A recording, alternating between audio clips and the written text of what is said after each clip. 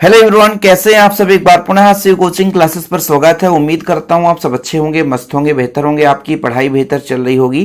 Class 12 physics NCERT में बच्चों chapter number 9 चल रहा है, जिसमें आज बात करेंगे विभिन्न माध्यमों में प्रकाश का अपवर्तन के लिए अपवर्तनांक में क्या संबंध होता है। काफी महत्वपूर्ण है और बिल्कुल छोटा सा टॉपिक है, आप लोगों को 5 से 6 मिनट में क्लियर हो जाएगा। थोड़ा सा आप समझिएगा बच्चों। जैसे यहाँ पर हम विभिन्न माध्यम लेकर रखे हुए हैं। अब विभिन्न माध्यम में जैसे बच्चों यहाँ पर जो पहला माध्यम है वो वायु है, ठीक है। वायु के बाद बच्चों ये जो है आपका जल है, जल के बाद बच्चों ये आपका कांच है, फिर से आपका जो पहला माध्यम के बाद चौथा माध्यम बच्चों फिर से ये वायु है। यानी प्रकाश किरण जो है वायु से पहले जल में प्रवेश करती है, फिर जल से बच्चों कांच में और कांच से वायु में। लगातार कई माध्यम प्रकाश किरण अपवर्तित होती है। वैसे भी आप सबको पता होगा कि जब प्रकाश किरण एक माध्यम से दूसरे माध्यम में जा रही होती है तो वहां पर अपवर्तन होता है बच्चों। अपवर्तन की परिभाषा मैंने पढ़ाया था आपको, उम्मीद करता हूं कि आप लोग लेक्चर देख लिए होंगे कि जब प्रकाश किरण एक माध्यम से दूसरे माध्यम में जाती है, जब प्रकाश किरण एक माध्यम से दूसरे माध्यम में जाती है तो अपने मार्ग से विचलित हो जाती है। क्या हो जाती है बच्चों? अपने मार्ग से विचलित हो जाती है। यह परिघटना क्या कहलाता है? तो यह परिघटना कहलाता है बच्चों अपवर्तन। कि प्रकाश किरण का एक माध्यम से दूसरे माध्यम में जाने पर उसके मार्ग में जो विचलन उत्पन्न हो जाता है, ये आपका बच्चों क्या कहलाता है? अपवर्तन। तो प्रकाश किरण यहां से वायु से पहले जल में प्रवेश करे बच्चों, जल से कांच में और कांच से फिर से वायु में निर्गत हो रही है। एक चीज हमेशा याद रखना बच्चों कि जब प्रकाश किरण, जैसे वायु आपका विरल है, जल आपका सघन है, तो जब प्रकाश किरण वायु से जल में अर्थात विरल से सघन में जाती है तो अभिलंब की ओर झुक जाती है।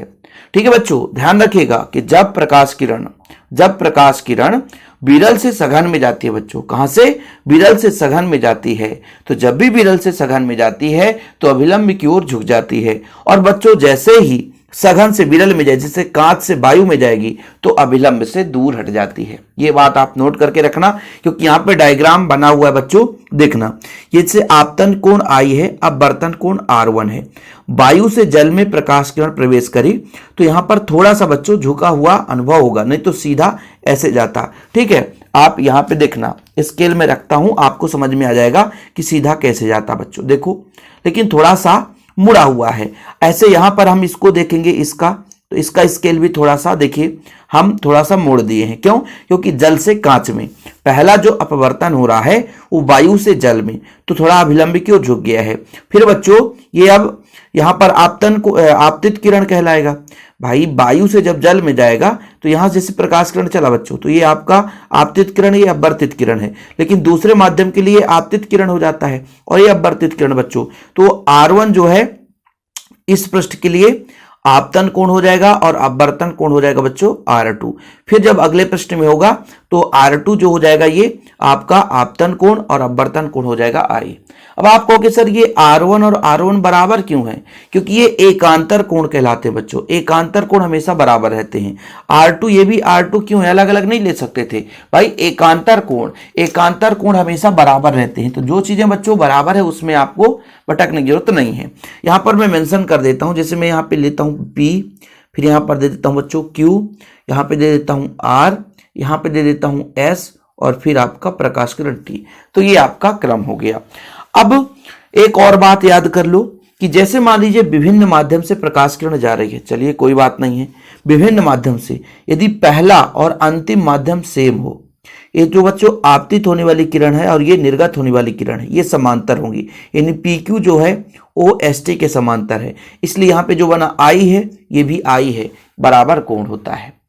दो चार जो फैक्ट होता है वो थ्योरम के पहले आपको तैयार करना जरूरी है, क्योंकि भाई साहब यदि थ्योरम आपका क्लियर नहीं रहेगा तो फिर प्रॉब्लम हो सकती है। ठीक है, मैंने क्या कहा? जब प्रकाश किरण विभिन्न माध्यम से गुजरता है, जब प्रकाश किरण विभिन्न माध्यम से गुजरता है तो भाई साहब ये जो आपतित किरण है, लास्ट में जो निर्गत किरण है, वो हमेशा समांतर होगी। मतलब PQ जो है वो ST के समांतर होगा बच्चों। और ये तो अभिलंब है, ये लंबवत है, इसलिए ये वाला कोण इस वाले कोण के बराबर होगा। ठीक है बच्चों, कोई दिक्कत तो नहीं। चलिए, अपवर्तन यहां पर कितने बार हुआ? पहले वायु से जल, फिर जल से कांच, फिर कांच से वायु। तो विभिन्न माध्यम में अपवर्तन देखेंगे स्नेल के नियम से। अपवर्तन का नियम आपने पढ़ा था क्योंकि भाई साहब आपतन कोण की ज्या और अपवर्तन कोण की ज्या में एक निश्चित अनुपात होता है, साइन आई बटा साइन आर। आपतन कोण जैसे यहां पर आई है और अपवर्तन कोण आर है, तो जब प्रकाश किरण वायु से जल में प्रवेश करती है तो स्नेल के नियम से लगाएंगे बच्चों। किसके नियम से? स्नेल के नियम से। स्नेल के नियम से। स्नेल के नियम से यहां पर देख लो कि जब प्रकाश किरण वायु से जल में अपवर्तित होती है तो आपतन कोण आई और अपवर्तन कोण R1 है। तो बच्चों स्नेल का नियम क्या कहता है? स्नेल का नियम कहता है कि साइन आई बटा साइन आर। तो यहां पर मैं लिख सकता हूं कि जो अपवर्तनांक है वो किसके सापेक्ष है? वायु के सापेक्ष जल का अपवर्तन, मतलब वाटर का। तो ये म्यू जो होगा बच्चों ये होता है साइन आई बटा साइन आर। थोड़ा समझना, साइन आई बटा साइन आर। आर मतलब अपवर्तन कोण, इसलिए यहां पे R1 है बच्चों, इसलिए R1 ले लिया। किसके सापेक्ष? हवा के सापेक्ष। पानी का अपवर्तनांक है क्योंकि वायु से जल में प्रवेश कर रहा है। दूसरा जो स्टेप होगा बच्चों, इसको आप समीकरण दे दीजिए। समीकरण 1 है, जब प्रकाश किरण जल से कांच में प्रवेश करता है तो आपतन कोण बच्चों आपका कितना हो जाएगा? R1 और अपवर्तन कोण हो जाएगा R2। तो अगले स्टेप में बच्चों आपको लिखना है कि जब प्रकाश किरण जल से कांच में अपवर्तित होती है तो आपतन कोण R1 और अपवर्तन कोण R2 है। तो स्नेल के नियम से यहां भी लगेगा, स्नेल के नियम से। स्नेल के नियम से। स्नेल का नियम क्या कहता है? आपतन कोण की ज्या अपवर्तन कोण की ज्या के अनुपात के बराबर होता है। आपतन कोण का ज्या और अपवर्तन कोण के ज्या में एक निश्चित अनुपात होता है बच्चों, ठीक है। तो किसके सापेक्ष इस बार? पानी के सापेक्ष, यानी वाटर के सापेक्ष। किसका अपवर्तनांक? कांच यानी ग्लास। तो कितना हो जाएगा बच्चों? साइन, इस बार हो जाएगा आपतन कोण R1 और अपवर्तन कोण R2, ठीक है। यहां पर देख लो आपतन कोण R1 और अपवर्तन कोण R2 में एक निश्चित अनुपात होता है, यही स्नेल का नियम कहता है बच्चों। और इसको आप समीकरण 2 दे सकते हो, ये समीकरण 2 हो गया। तीसरा, फिर से जो हमारा अपवर्तन होगा इस बार कांच से वायु में होगा। तो आगे लिखेगा बच्चों कि पुनः जब प्रकाश किरण कांच से वायु में अपवर्तित होती है तो फिर से स्नेल का नियम लगेगा। स्नेल का नियम है इस बार कहां? ग्लास के सापेक्ष, एयर में। तो भाई कितना हो जाएगा? साइन R2 अपान साइन आई।